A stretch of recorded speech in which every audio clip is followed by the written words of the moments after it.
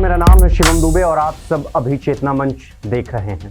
देश के 5 राज्यों में इसी साल चुनाव होने वाले हैं, जिनमें से 4 राज्य राजस्थान, मध्य प्रदेश, छत्तीसगढ़ और तेलंगाना अगले 3 महीनों में बाजार में भारी कर्ज उठाने जा रहे हैं। ये चारों के चारों राज्य।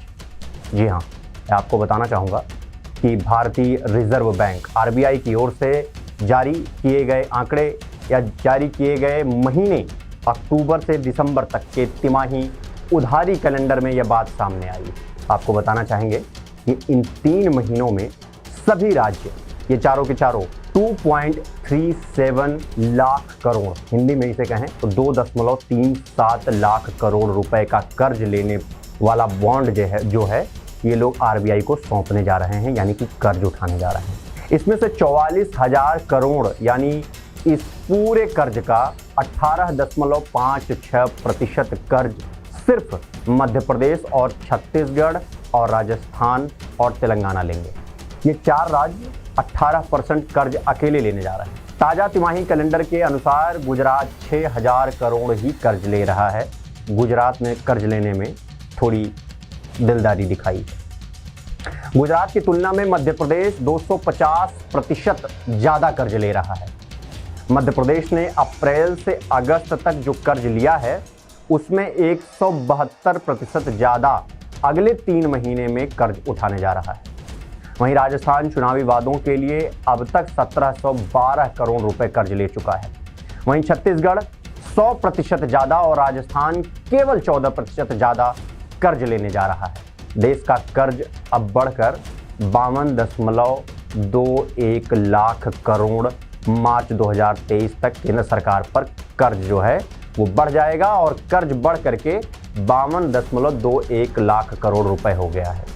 आपको बताना चाहेंगे कि जून 2022 तक यह 50.86 लाख करोड़ था। हालांकि GDP की तुलना में कर्ज 9 माह में 18.18% से घटकर 18.6% हो गया है, यानी 0.2% का घटाव देखा गया है। महाराष्ट्र की GSDP 38.79 यानी 38.79 लाख करोड़ रुपए है और राज्य पर GSDP के मुकाबले 18.2% का कर्ज है अकेले महाराष्ट्र पर।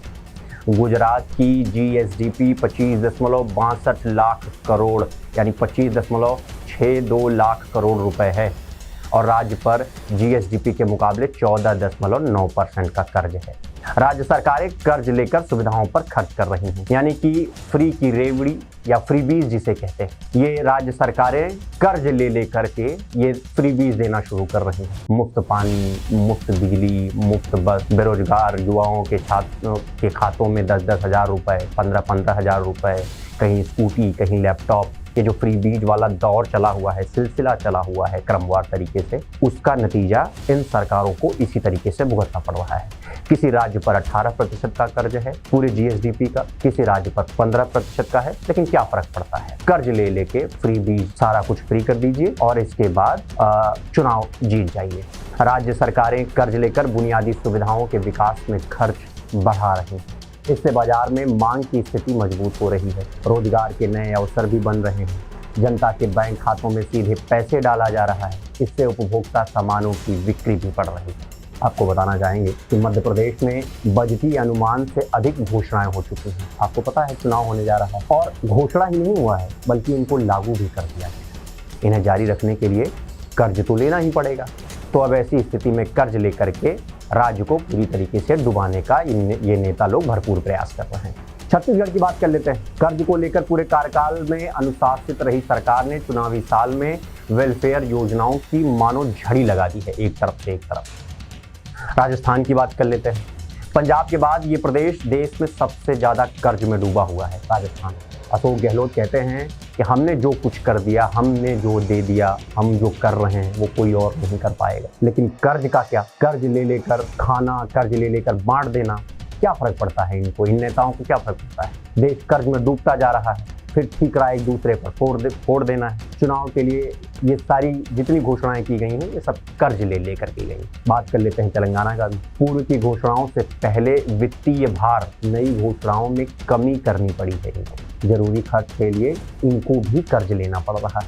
यानी कि ये जितने राज्य जहां विधानसभा चुनाव होने जा रहा है, ये सब अब कर्ज की तरफ बढ़ गए हैं। आरबीआई के पास जा रहे हैं, बॉन्ड साइन कर रहे हैं, कर्ज उठा रहे हैं, फ्री की रेवड़ी दे रहे हैं, जनता को बहला रहे हैं, फुसला रहे हैं, लुभा रहे हैं, और जनता वैसी ही बनी हुई है, उसे बस फ्री बीज की आदत सी पड़ गई है। इसलिए वो सब लेकर के और फिर ऐसी सरकार को चुनकर वहाँ पे बैठा देते हैं जो पूरे प्रदेश का बंटाधार कर देते हैं।